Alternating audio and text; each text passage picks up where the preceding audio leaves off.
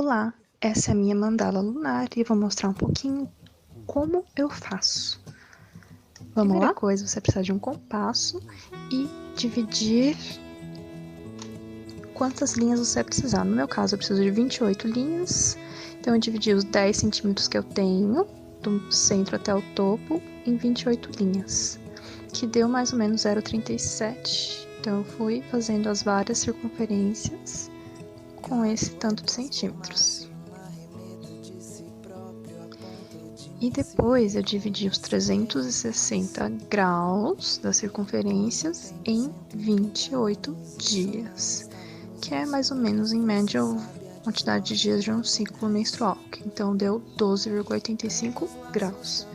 E para isso agora a gente vai usar um transferidor para ir apontando onde que está esses 12,85 graus. Coloco o transferidor no centro e vou marcando. Nesse caso, eu fui somando 12,85 mais 12,85 para ir colocando exatamente, porque no final, se eu faço por aproximação, esses 0 alguma coisa centímetros, ele se acumula e aí fica feio, digamos assim. E talvez não consiga alcançar esses 28 dias.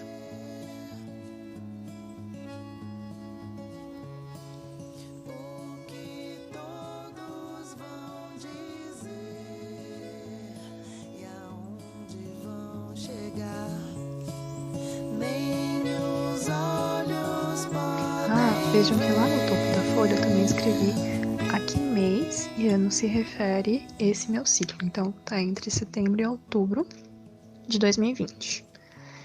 E esse é a terceira mandala que eu tô registrando, por isso coloquei ali o terceira. Pronto, agora é só passar a linha dos 28 dias. E agora vou colocando. Vejam que o primeiro dia que eu preenchi foi 9 de setembro, que foi o primeiro dia do meu ciclo. E ao lado da data eu coloquei siglas para representar o dia da semana, que é de quinta, e depois uma bolinha, que é a lua, que mais pra frente a gente vai preencher. Nesse campo agora eu tô preenchendo alguns aspectos que eu quero acompanhar no meu corpo, em mim. Alimentação, exercícios físicos, estado psicológico, quantidade de trabalho, jornada de trabalho, gratidão, aqui que eu sou grata, dor, como está minha mente. E ali depois eu também coloquei alguns outros aspectos que eu quero preencher, como por exemplo, meu estado emocional. E aqui são internamente eu coloquei os números referentes aos dias do meu ciclo. E embaixo tem uma gotinha que é para preencher em relação ao meu ciclo mesmo, quantidade de sangue ou do muco. E aqui eu tô preenchendo com uma cor prata a lua, como estará a lua. E para isso eu usei um calendário lunar com referência da lua aqui na América do Sul.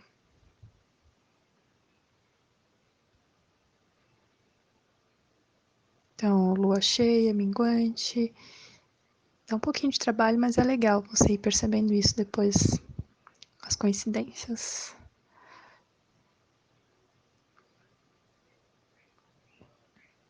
Vejam que na parte externa tá a data do calendário e a parte interna são os dias do ciclo. E aqui eu tô colocando quando que bate exatamente aquela lua. E aqui eu estou preenchendo com uma canetinha prata e apagando para suavizar a cor da lapiseira e assim eu consigo dar mais atenção para aquilo que é relevante mesmo na mandala. E eu estou marcando de vermelho o primeiro dia do meu ciclo, como referencial do início. E aqui eu já estou colocando em laranja também qual foi a minha temperatura. Nesse caso, estava 37 graus. Aquela parte central que eu apaguei é isso daqui. No meio, isso aqui que vocês estão vendo já é praticamente minha mandala quase toda preenchida. Eu tô então aqui entrando no meu 26º dia do ciclo. E esses bastões laranjas foram as minhas temperaturas que eu fui vendo durante o acordar. E no centro são os hormônios. E aqui ao lado eu tenho uma legendinha para eu ir acompanhando também algumas sensações físicas, se coincidem eu com algum pico de hormônio e eu poder correlacionar ou não, né, com isso. Então, no caso do mais ao centro, onde tem uma cor meio bege, é o hormônio folicular estimulante, o FSH. E mais ao lado dele, um verde água, o hormônio luteinizante, o LH, ambos produzidos no cérebro.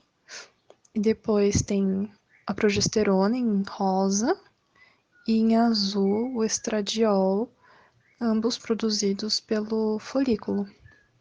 E aí, essa bolinha, começando do topo, uma pequenininha, e aí vai indo sentido horário, é o próprio folículo. Ele vai crescendo, tanto é que dá para ver que quando existe um pico do LH, seria o momento então que rompe logo após, e aí surge o corpo lúteo. E ele cresce, depois fica bem grande, mais ou menos no pico da progesterona, e ele começa a atrofiar, e aí vem um novo ciclo. Esse é mais ou menos a ideia para eu conseguir ir acompanhando isso conforme a minha temperatura e minhas sensações físicas e emocionais. Esse então é o panorama da minha mandala lunar. Aqui na parte externa vocês podem ver que eu escrevi também fase folicular ou fase yin na tradição chinesa, né, da terapia chinesa, e do outro lado, fase lútea ou yang. Tanto é que o yin é quando está a temperatura mais baixa e o yang quando está a temperatura mais elevada. E aqui é uma pequena legenda que eu mesma carrego para as minhas anotações que eu faço, né? Por exemplo, quando eu estou falando de alimentação, eu coloco alguns desenhos, como vocês podem ver. Já nos aspectos mais relacionados ao minha percepção do corpo, é quando eu uso as cores. Quanto maior, por exemplo, a primeira marronzinha de dentro para fora é energia vital. Quanto maior é minha energia vital, mais forte eu pinto de marronzinho. Quanto menor, mais clarinho.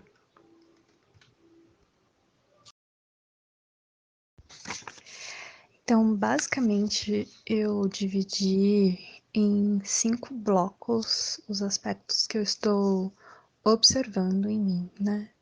Então, o primeiro seria em relação aos meus hábitos, comida, banheiro, exercícios físicos, trabalhos domésticos e trabalho profissional, sono. E isso envolve não só quantidade, como qualidade.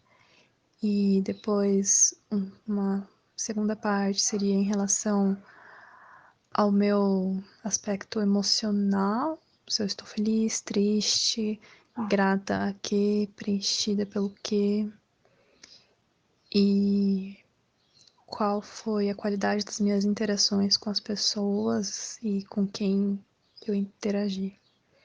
Depois, em relação à minha mente, se eu estou muito focada ou ansiosa, cansada.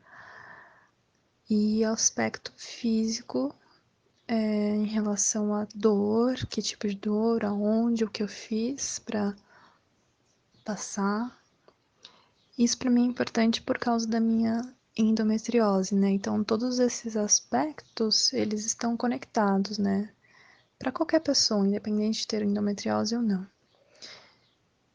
E pensando nisso, né, eu vi em algum artigo, algum site, que traziam algumas perguntas, e eu acho que são importantes para a gente também não sair preenchendo com muitos dados que depois não gerem informações relevantes para a gente, como o autoconhecimento, né?